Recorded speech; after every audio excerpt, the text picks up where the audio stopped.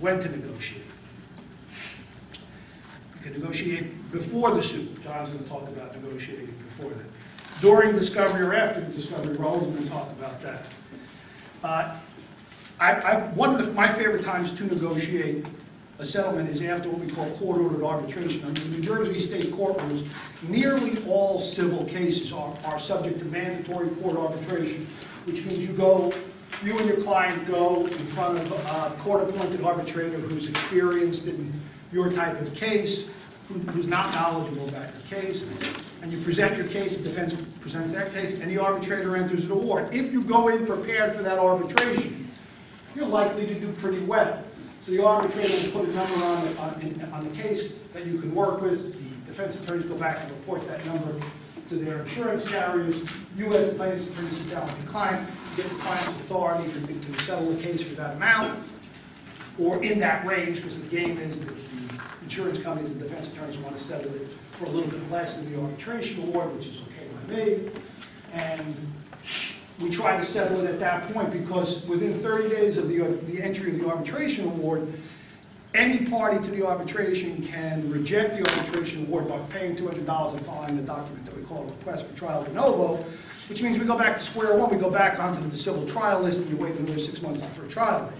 So after the entry of that arbitration award and before anybody spends the $200 to reject the arbitration award, you have a prime opportunity to try to negotiate a settlement in the case. There's also, I haven't seen this in a while. Have you seen more mediation recently? Yeah, in construction accident cases, it happens a lot when they're, that's the only time I've seen this. There used to be pilot programs through the court system where they would order you to go to mediation. I haven't seen that in a while. But you may be sent out to mediation where you get a mediator appointed by the court, not the mediator you select yourself, and you get some like 4 or 6 hours of free mediation time before the mediator starts charging you. That's also a good time to try to mediate your case. I want to show you our mediation. We have this. I know this is Bob's area of expertise. So what we do is on our website, we have a mediation policy, and I don't know if you can read that. We do this so that it's a public record what we'll mediate, when we'll mediate, and why we mediate, so that the defense attorney or the insurance company doesn't think that we're making this stuff up on the fly. We post it publicly, and we allow everyone to see it. I have a case right now where defense attorneys asked me, he said to me, the carrier wants to mediate your claim. Are you interested? I said, well, go to our website. Here's our mediation problem. And here's the other thing I like to do in mediations as a negotiating tactic, to try to... I find that sometimes the mediation, the suggestion of mediation is not really to mediate to resolve the case. I find that sometimes the insurance company wants to find out, or the defense attorney wants to find out if I will give my bottom line to the mediation, so that they can then go back to the insurance company and say, let's give his bottom line. Let's offer him 10% less than his bottom line, see if he nibbles at it. So I don't really like that. So what I do is I also, and I said this to the defense attorney who suggested it to me a couple of days ago, was I said, no, I'm happy to mediate. Here's our mediation policy. These are the things these are the rules that we'll follow. And oh, by the way, you pay for the mediation unless it's settled, in which case we'll split the cost with them. So if they accept that, then you know that they're really trying to resolve the case, and they have a financial incentive to resolve the case, rather than, them wasting your time and your money and finding out that it wasn't really an effort to settle the case. Why else do you negotiate? You can negotiate either defendants or claims, not necessarily the whole case. You can negotiate a resolution. I'll give you an example.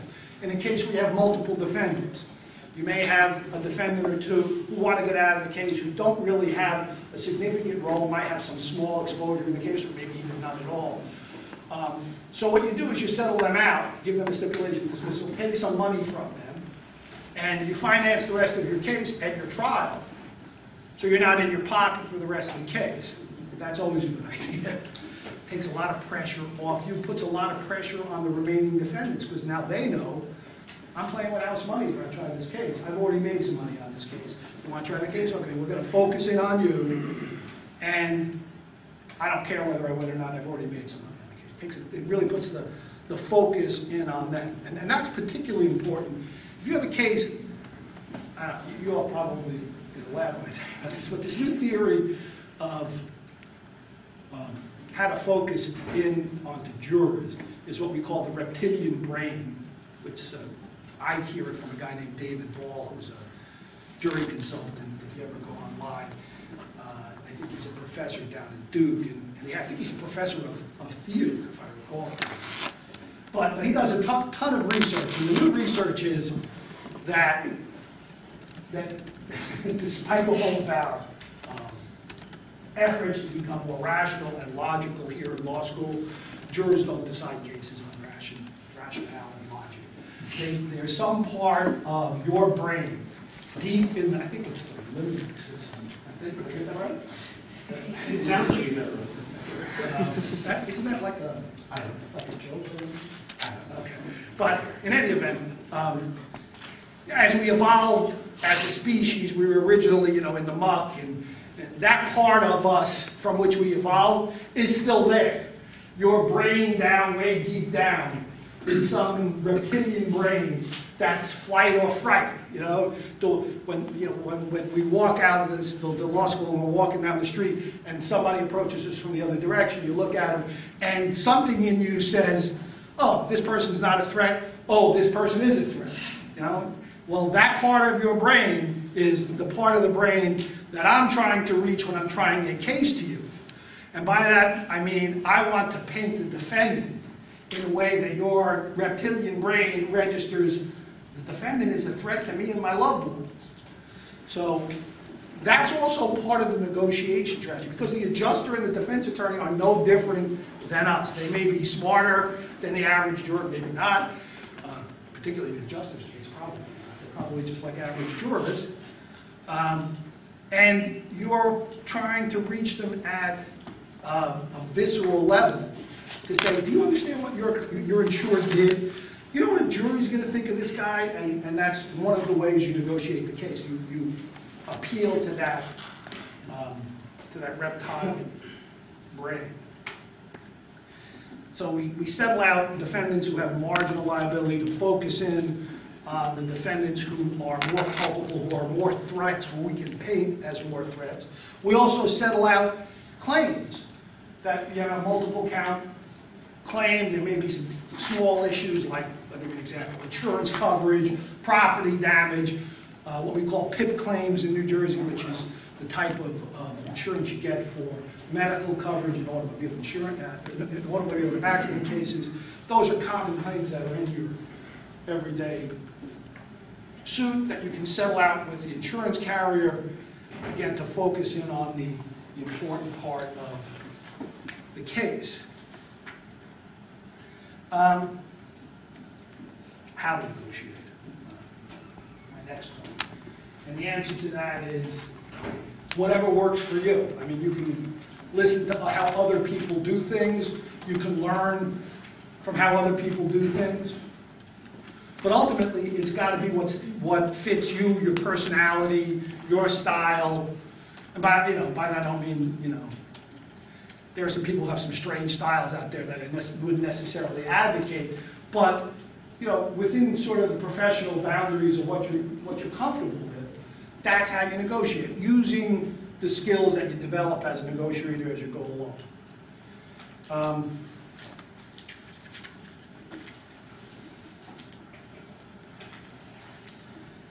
The last two things I want to cover was negotiating at trial and then negotiating after trial. Well, at trial, I'll subset that out to just before trial. A very good way of resolving cases in negotiation is to ask the court to have a settlement conference in your case. This is one of my favorite tactics, particularly if it's in a county where I have a presiding judge with whom I have a good working relationship. You can write to the court with the consent of all of the attorneys and say, Judge, will you entertain a settlement conference on this case? And usually the judge will accommodate that. This is after all the discovery is done, but before the trial date. And the reason you do it after the discovery is all done is because the insurance companies and defense attorneys want to see what your expert report says before they put a final number on what they think your case is worth. I have a case right now, a wrongful death case, where I only have expert reports that cover 3 of the 5 defendants. 2 of the defendants are not going to contribute anything or very little to the case because I really don't have anything on them. I included them at the beginning of the case because I didn't know how the discovery would play out, but the play has played out, so I don't really have any liability. So those defense attorneys, when they see my expert reports, they're going to report back to their clients, hey, you know, you're good, you don't have any liability. But the 3 that I include in the expert's reports as having liability, those are the people that I would expect to contribute to the settlement. So you write to the presiding judge and ask him for a settlement conference. The judge has a settlement conference. One practice note, one tip I would give to all of you when you become practicing attorneys is if you go to a settlement conference and you are either the plaintiffs or the defense, it really doesn't matter. Educate the judge in advance about your case from your perspective. I don't want, the last thing I want in life is a fair judge. I know that's kind of runs counter to what you all have learned. But in life, who wants a fair judge? You want the judge to be on your side taking whacks at the other side with a Louisville slugger if you can get it, right? So we want to prejudice the judge against the defendants. We want him to be biased in our favor for negotiation purposes. And how do we do that? We do it truthfully. But we send to the judge in advance our case in a summary with all our good points highlighted and all the bad points of the defendants highlighted. And at the settlement conference, the judge picks up your brochure, your settlement summary, and he starts working off of it. I can't tell you how many times I've gone to a settlement conference and the judge is working off of my settlement summary that I sent him 2 weeks in advance of the settlement conference to try to settle the case. And I'm like, I'm halfway home if I've got the guy working off my set of papers. Because I didn't highlight anything good about the defendants in those. Very important thing. Your reputation is worth more than any one case. Your reputation is everything in life, right? I mean, in any walk of life. So I never lie to the judge. I never lie to the defense counsel. I don't go out of my way to tell them everything, but I don't lie to them. If they ask me a question, I'll answer it honestly. And it's so important that as a negotiator, you maintain your credibility. Always maintain your credibility. Don't fudge it with the judge. Don't fudge it with the other attorneys. If they ask you a question and it's bad, you tell them, yeah, I know it's bad, but with this explanation and some way to try to minimize the damage caused by that. But always be honest with the judge and the other attorney. Okay, so I would say of those cases that you haven't settled in, before discovery, through discovery, court-ordered arbitration, settlement, now you've got past the settlement conference, and you're at the trial call. You go to a trial call in any of the county and state courts here, there are probably 25 other cases that are marked ready for trial on any given trial call. So what do you do? Well, we sit around, we bullshit with the other attorneys, we go get some coffee, we talk about our wives. But ultimately, you get in front of the judge, and the judge says, can we do something with this, fellas? Fellas in the generic sense, non-gender based. And everyone looks at each other like, oh, yeah, right, we're here to try this case. So that's when the rubber meets the road. You know, often, and you know this from just real life, things don't get done until the very last minute. Why in labor negotiations does it take the threat of a strike or a strike, you know, the 11th hour, people are locked in a room? Why? Because that's the way real life happens. Nobody focuses. The emergent situation becomes the focus. I'm going to get sent out for trial. I better settle this case or let's try it. So everyone sits down. They sit their clients down. The defense attorneys call the insurance adjuster. Hey, you know, the judge is sending me out for trial. Now, you really want to try this case? Plaintiffs, I always bring my clients in. I sit my clients down and say, you know, we're going to get sent out for trial. Usually the clients really don't like to go to trial because they're normal people. It's the last thing they really want to do in life. They're not professional witnesses. They don't know what to do. I had a witness on the stand a couple of years ago who, as I'm cross-examining him, he was a defendant, asked the judge for a break so he could go and walk around the courtroom for a while because he was so worked up, he was so overheated, and I felt badly for the guy. But, that's what happens in real life. These are just normal people who we think we're, hey, we're great attorneys, we're doing great stuff here. They're shit scared. I mean, they have no idea. And they don't want to have any idea. The last thing that they want to do is sit there and let you cross-examine. And the jurors are the 8 people who are sitting there saying to themselves, I didn't know a politician who could get me out of this. So this is the way the world really works. And your job is to work within that system and try to make it as professional and as easy as you can for everybody involved.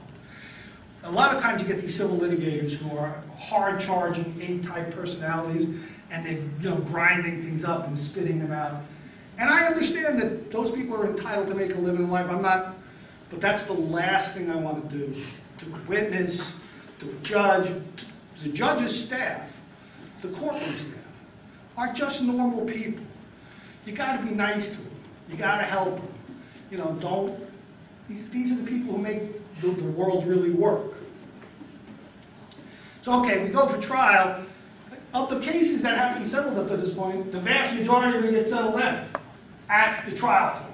Because the judge is going to say to the defense attorney, go call the adjuster and get some authority to settle this case. And of course, then they pull me aside and he says, John, this case really sucks. And they start working, the judges work from both ends. Tells the defense attorney when I'm not in the room, your case really sucks. And then when I'm in the room with the defense attorney, he'll say, your case really sucks. So somewhere in the middle there, and the client starts sweating, and the defense and the adjuster, so it works out, and we usually come up with some reasonable settlement of the case. Okay, so it's a case, it's a problem case. Maybe I shouldn't have taken it in the first place. I missed something, the client didn't tell me something. I'm trying the case now. You'll find that if you practice law, particularly if you do personal injury case, we have these things that are called verbal threshold cases, which are cases under the auto insurance law that make winning auto accident cases very difficult, a lot more difficult than it used to be. Those cases get tried a lot because the insurance companies have decided as a business model that even if they lose 1 or 2 out of every 10 of those cases they try, they make money by not settling the other 8.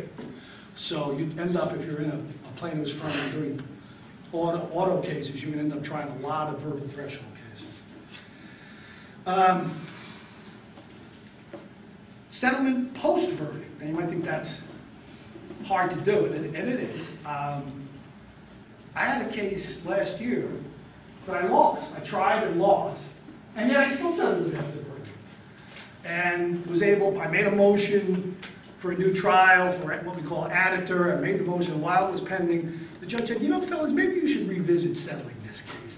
And sure enough, we revisited, even though I'd lost the trial, we revisited settling, and I managed to snatch victory out of the jaws of defeat and covered our costs and made a little money on it. So that's even possible. You can do that post-verdict at the time of the motions that you do at the trial level, and also if you appeal a case in the active usually, where the appellate division will usually try to settle it. They actually have a settlement judge in the active who'll sit everybody down before they have to decide the appeal and try to settle the case. That's all that I have. I'll turn it over to John Burke, and at the end, we'll answer any questions that you all might have.